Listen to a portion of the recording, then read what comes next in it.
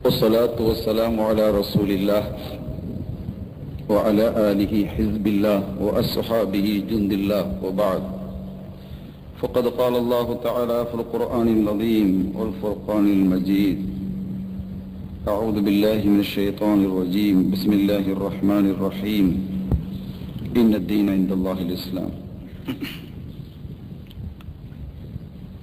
மகிமை மிக்க இந்த மஜ்லிஸில் அமர்ந்திருக்கக்கூடிய உலமாக்களே,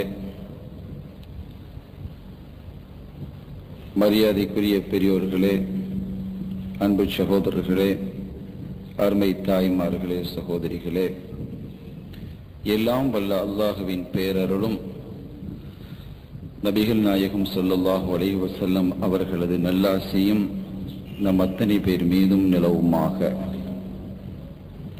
அல்லாஹும் அவரது ரசூலும் எந்தெந்த கர்மங்களை எடுத்து நடக்க வேண்டும் என்று நமக்கு கட்டளையிட்டுள்ளார்களோ அவை அனைத்தையும் எடுத்து நடக்கவும், எவைகளை தவிர்த்து நடக்க வேண்டும் என்று உத்தரவு பிறப்பித்துள்ளார்களோ அவை அனைத்தையும் தவிர்த்து நடக்கவும் ஆரம்பமாக எனக்கும் உங்களுக்கும் நான் வசியத்தை செய்து கொள்கிறேன். அல்லாஹ் தௌஃபீக் செய்வானாக. ஆமீன்.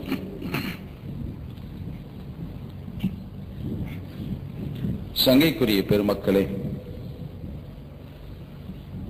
புனிதமான இந்த மன்றில் 27ஆம் நாளாகிய இன்றைய தினம் இந்த வையகத்தில் நடைபெற்ற பேரற்புதங்களில் மிகவும் உன்னதமானதாகவும் உயர்வானதாகவும் கருதப்படக்கூடிய நாளை மறுவுலகத்தில் ஒரு மனிதனுக்கு எத்தனை பேறுகள் கிடைத்தாலும், எத்தனை பாக்கியங்கள் கிடைத்தாலும், அருள் கொடைகள் அவன் மீது அள்ளி சொரியப்பட்டாலும், அருள் மாலைகள் அவன் மீது பூவாக சொரியப்பட்டாலும், சுவனத்திலே எல்லையின் என்ற பட்டணத்தில் உயர்ந்த தரஜாவில் அவன் இருந்தாலும், ஒரு மனிதன் மிகவும் ஆசிக்கக்கூடிய ஒன்று அல்லாஹுவினுடைய திருலிகா என்ற காட்சிதான். எல்லாம் வல்ல அல்லாஹ் அந்த காட்சியை எனக்கும் உங்களுக்கும் தந்தருள் பாலிப்பானார். ஆனால் அந்த காட்சி இந்த வையகத்தில் வாழும் காலத்திலேயே நேராக கண்டுகளித்த பெரும் பாக்கியத்தை இந்த மஜ்லிஸின் நாயகர், நமது இதயங்களை எல்லாம் ஆளும் வேந்தர், கண்களுக்கு ஒளியாகவும் கல்புக்கு வழியாகவும் அமைந்திருக்கக்கூடிய வல்லலம் கண்மணி நாயகம் ஸல்லல்லாஹு அலைஹி வஸல்லம் அவர்கள் தங்களது அகக்கண்ணாலும் புறக்கண்ணாலும் கண்ட நாள் இது. எனவே இந்த நாள் இஸ்லாமிய வரலாற்றில் பெரும் சிறப்புடைய நாளாகவும் விஞ்ஞான பார்வையில் விருந்து தரக்கூடிய ஒரு நாளாகவும் அமைந்திருக்கிறது. அருமையான பெருமக்களே, அந்த தகவல்களினுடைய சுருக்கத்தையும் இன்றைய தினம் சொல்ல வேண்டியதிருக்கிறது.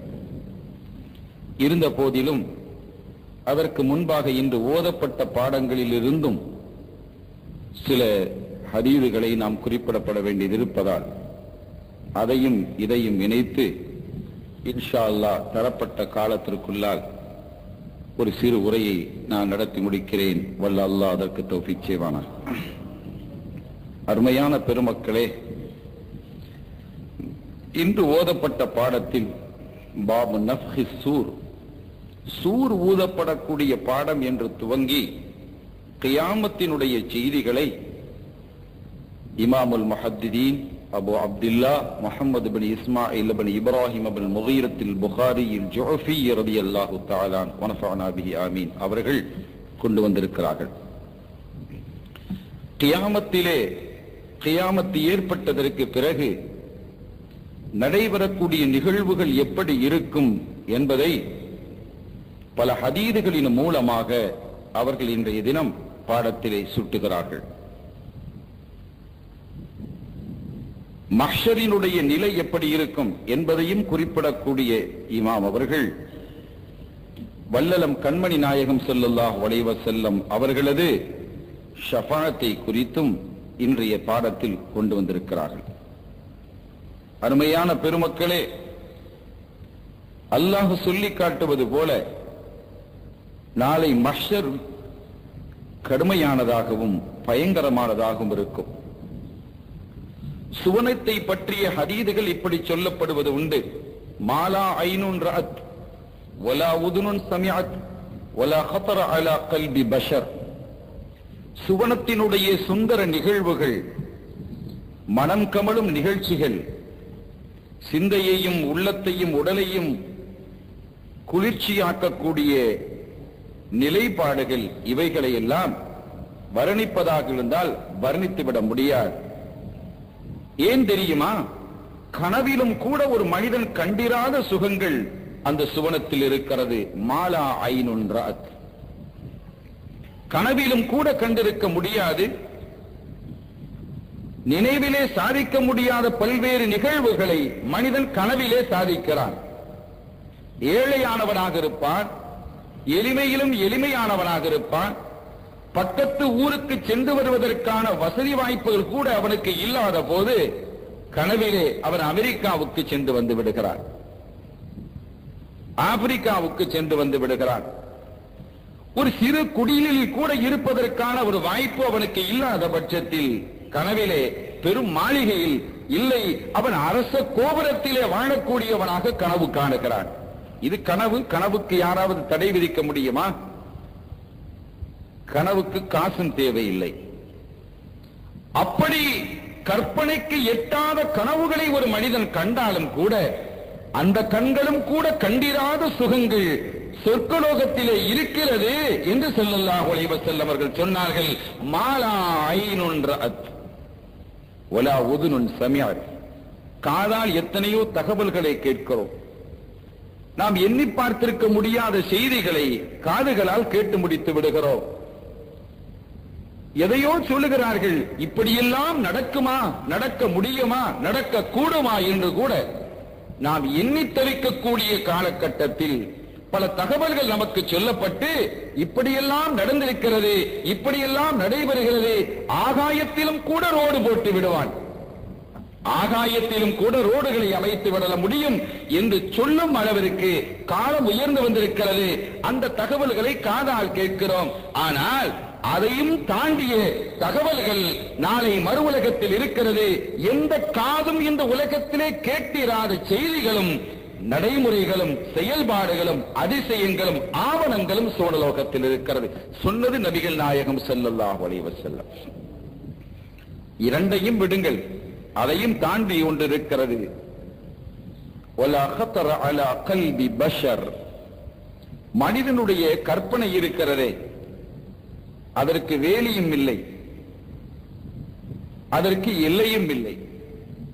மனிதனுடைய கற்பனைக்கு எல்லையும் இல்லை, வேலியும் இல்லை.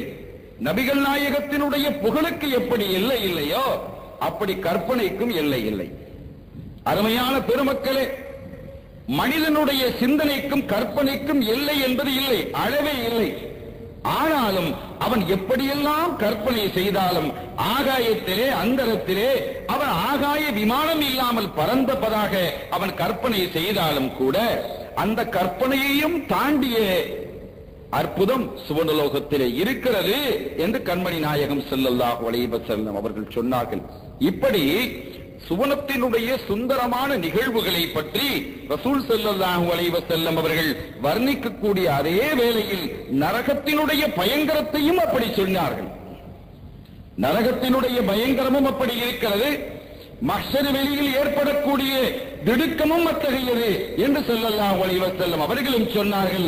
அல்லாஹ்வும் சொன்னான், அல் காரியாத்து மல் காரியா, திடுக்கிடும் சப்தம் என்று குறிப்பிட்டான். நாயகமே, திடுக்கிடும் சப்தம் என்றால் உங்களுக்கு என்னவென்று தெரியுமா? ஒமா அத்ராக்க மல் காரியா, அது என்னவென்று உங்களுக்கு எது அறிவித்தது என்று ஒரு தகவலை இப்படி அல்லாஹ் சொல்வானேயானால் அது பயங்கரத்திலும் பயங்கரம் என்று அர்த்தம். ஆக சொர்க்கலோகத்திலே இருக்கக்கூடிய கற்பனை செய்ய முடியாத சுகத்தை போன்று நரகத்திலே